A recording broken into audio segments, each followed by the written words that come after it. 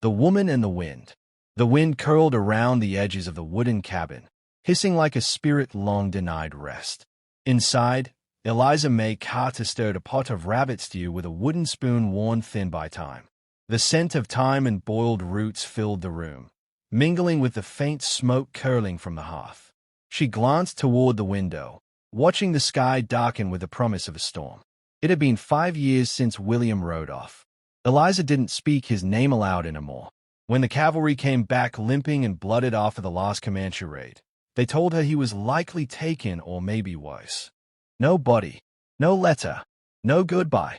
Just the endless hush of the prairie and a life emptied of laughter. In the silence of each passing year, Eliza built walls taller than any fence. Her hands had grown strong from splitting logs, her back steady from carrying pails of water across frozen ground. She had taught herself to trap, hunt, and survive, not because she wanted to, but because she had no choice. At night, memories came in half-formed dreams. William's lopsided grin, the feel of his hand on hers, the way he promised forever with the ease of someone who never meant it. She had waited, first with hope, then bitterness, and finally, with a quiet acceptance that tasted like ashes. That afternoon, snow began falling in spirals, drifting against the windows. Eliza barred the door and banked the fire. The animals were already huddled in the barn, and the cabin was sealed tight. She sipped broth from a tin cup and tried not to think about how cold the night would grow. Then she heard it. A low thunder, distant, rhythmic. Not the sky, not the earth. Hooves. Eliza stood still, cup trembling in her hand. The sound grew louder, rolling over the hills in waves. She unlatched her rifle from above the fireplace, heart quickening. No one rode in this weather, unless they were desperate or dangerous. Through the frost-clouded window, she saw them. 7 riders cloaked in thick furs and wrapped in shadows. They moved like ghosts, their horses labored, breath steaming in the bitter cold. Comanche. Her hand gripped the rifle tighter. They stopped yards from the cabin, dismounting with practiced ease. The tallest among them, broad-shouldered, his dark hair streaked with snow, stepped forward. He raised an open palm, a universal sign of peace. Eliza didn't move. There was a long silence. Only the wind spoke, rattling the shutters like a warning. Then came the voice, low, steady, slightly accented. Cold bad. Horses weak. We ask shelter. Just nights. Then gone. Eliza hesitated. She knew the stories. Raids, killings, vanishings. But there was no malice in the man's eyes. Only weariness, and something deeper. She lowered the rifle. You leave weapons outside. He nodded once, relayed her words in Comanche to the others. They obeyed. Knives and boughs were placed on the snow. The men filed in, one after another, tall, imposing, silent save for respectful nods. The warmth hit them like a wall. One of them staggered, catching himself on the doorframe. Eliza kept her distance, eyes scanning each face. The tall one, him, met her gaze again. Taka, he said simply, pressing a hand to his chest. Eliza, she replied. He nodded. Thank you, Eliza. The storm howled outside. Inside, the silence was filled by the crackle of the fire, the scent of stew, and something else, something unspoken. A flicker of connection, unfamiliar and fragile. Eliza turned back to the hearth, her back to the men. She ladled stew into bowls, muscles taut, nerves sharp. She didn't trust them, but for the first time in years, she wasn't alone. And that, she feared, might be even more dangerous. 7 riders in snow. At dawn's pale light, Eliza Mae Carter stood at the threshold of her barn, watching steam rise from the 7 horses huddled in the cold. Frost glazed their flanks, and each animal seemed as weary as its rider. She carried fresh water in 2 tin buckets, her boots crunching in the snowdrifts. Taka, she called softly. The tall warrior stepped from the shadows, his dark eyes thoughtful beneath frost-kissed lashes. He bowed his head in greeting, then extended one strong hand toward the buckets. Without a word, he took them and led the horses forward. Inside the barn, the Comanche men, Red Fox, Three stones, cloud eyes, tall branch, dear spirit, and rain shadow, worked in silent harmony. Each took a bucket in turn, pouring water into troughs and murmuring soft reassurances to the animals. Eliza watched them, fascinated by their precision and unity, so unlike the chaotic skirmishes she'd heard about. Outside, the wind picked up, rattling the wooden beams of the barn. Eliza set to work gathering oats and hay.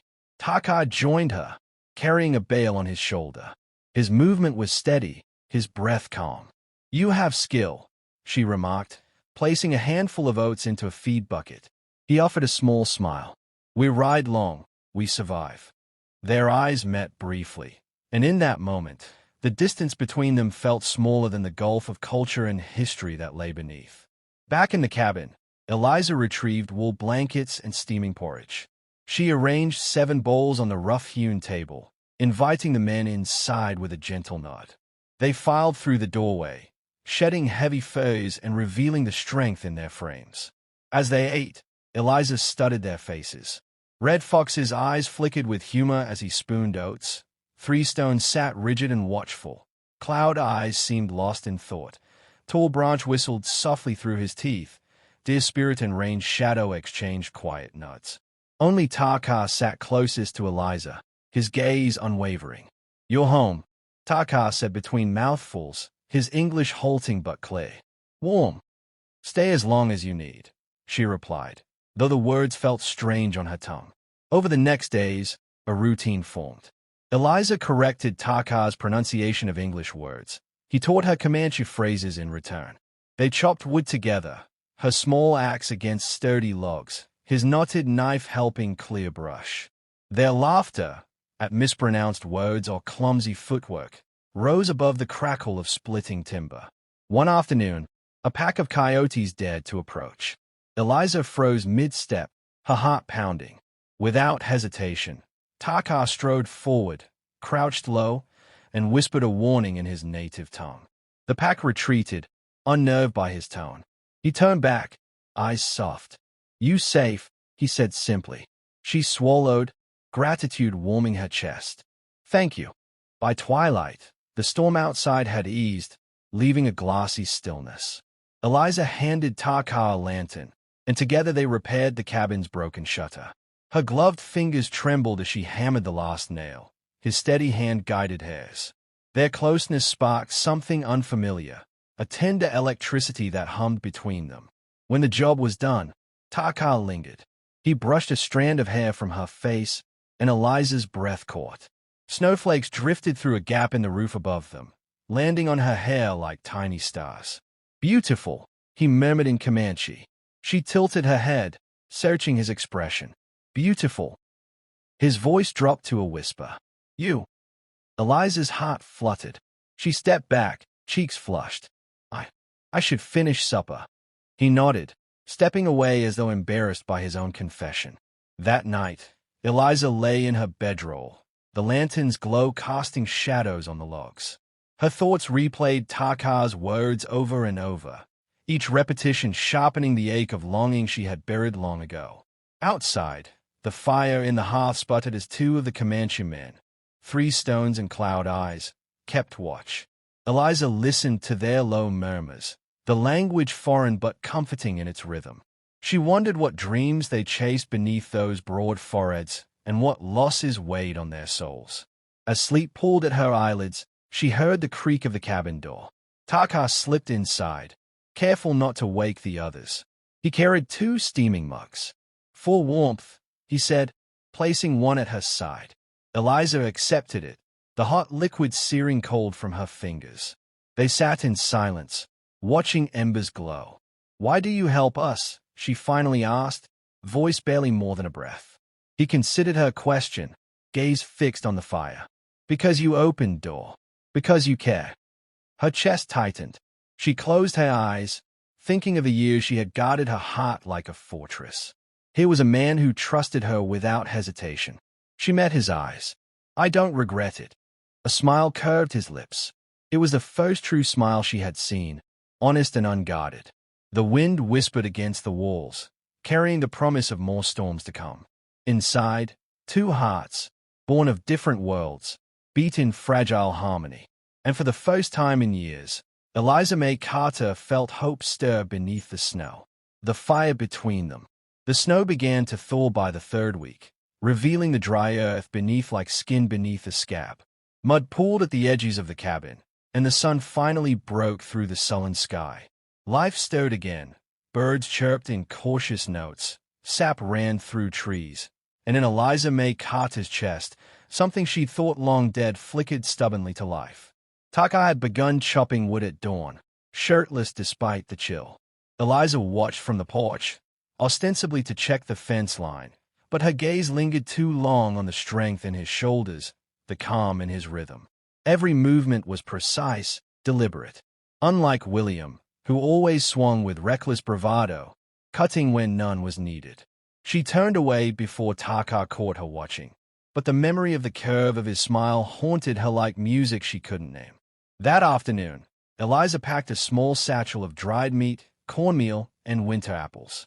"You'll need supplies," she told Taka as he knelt beside the hearth, mending a tear in one of the saddle blankets. "If you plan to ride soon." He looked up. "Soon, yes, but not today." "Storms passed," she said, more sharply than intended. His brow furrowed. "You want us gone?" Eliza opened her mouth, then closed it. The words wouldn't come. She didn't want them gone. Not him, anyway. But what would staying mean? "I don't know what I want," she admitted, more to herself than him. Taka stewed, slow and steady. "Then we stay. Until you know." He left the cabin without another word, but his presence lingered like smoke in a room. Later, Eliza found him near the creek bed, turning over stones. She approached quietly. "You remind me of a man I used to know," she said. He didn't look up. "Husband?" She nodded. "He used to come here, too. Said the water was sacred, that it cleansed everything." "Did it?" She sighed. "No, it just made things heavier." Taka finally turned. "You loved him." "I thought I did." Her voice faltered. "He was kind at first, but he never looked back when he left. He just vanished, and I waited like a fool." Taka stewed, his boots sinking into the soft earth. "Not fool. Hope is not foolish." The gentleness in his voice unraveled something inside her. Before she could think, she stepped forward. His hand met hers mid-air, warm and certain. Their lips met like a question, hesitant and searching. It wasn't passion that flayed. It was something deeper. Need, recognition. The kind of closeness that doesn't ask for permission because it already understands the pain you carry. When they parted, Taka rested his forehead against hers. "I will not vanish." "I know," she whispered. But the next morning, fate answered with a cruel laugh. The thundering of hooves cut through the quiet dawn. Dust rose at the edge of the ridge. A lone rider approached, his silhouette familiar and impossible. William Carter. Eliza's heart stalled. She dropped the firewood in her arms and stumbled toward the porch. He dismounted before the horse had stopped moving. His face was gaunt, beard thick, eyes wild. But there was no mistaking him. "Eliza," he croaked, voice cracking from disuse. "My God, is it really you?" She stayed, unable to move. William rushed forward, enveloping her in a tight, shaky embrace. "I thought I'd never see you again.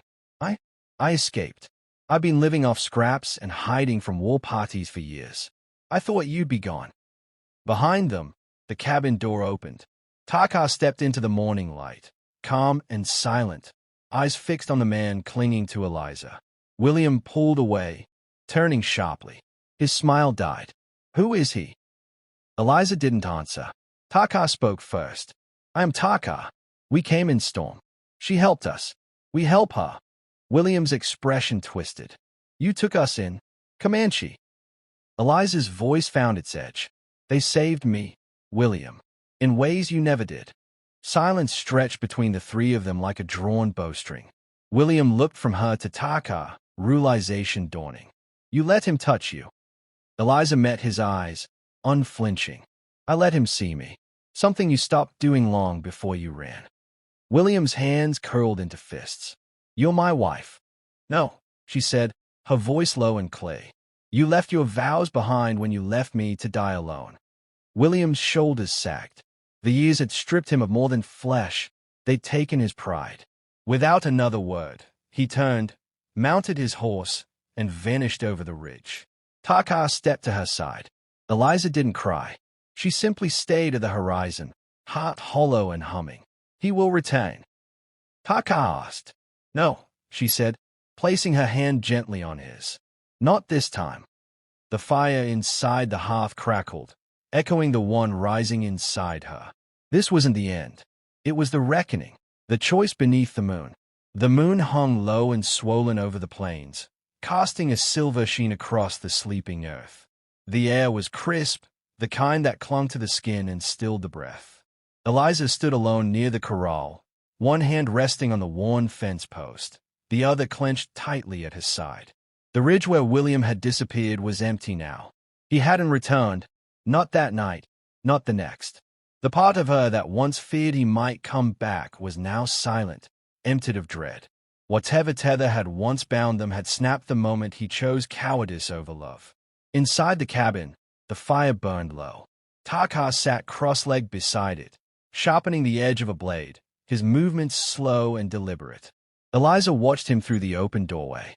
His presence, solid, unshaken, offered a calm she had never known with William. She stepped inside, closing the door behind her. He looked up, his dark eyes meeting hers with that same steady patience he always held when waiting for her to speak first. I thought I was supposed to be loyal, she began softly, to the vows I made, to the man who left. Taka set the blade aside. And now? He asked. She approached him slowly, sitting across from him. Now, I wonder if loyalty means anything without love behind it. Taka didn't speak for a moment.